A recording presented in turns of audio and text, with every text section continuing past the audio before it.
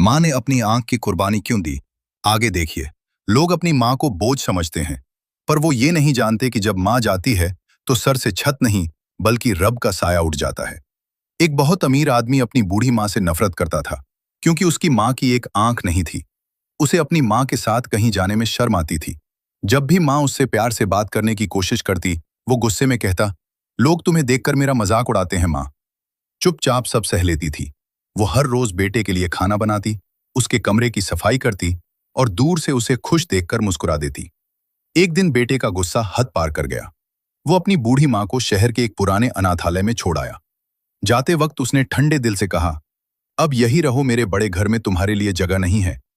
माँ की आंखों में आंसू भर आए।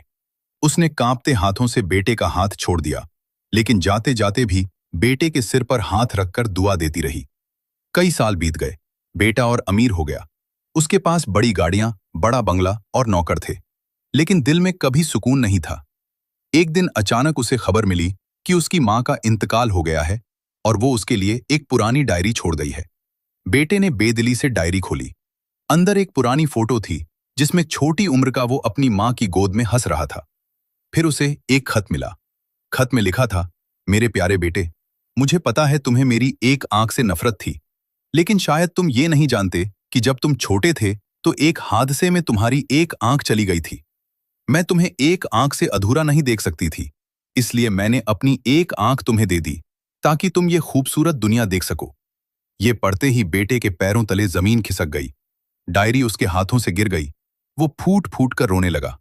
उसी वक्त वो पागलों की तरह अनाथालय की तरफ भागा, लेकिन अब वहां सिर्फ मां का खाली बिस्तर था। उनकी पुरानी चप्पलें थीं और दीवार पर टंगी उनकी तस्वीर। बेटा जमीन पर गिरकर चीख चीख कर रोता रहा, पर मां अब कभी वापस आने वाली नहीं थी।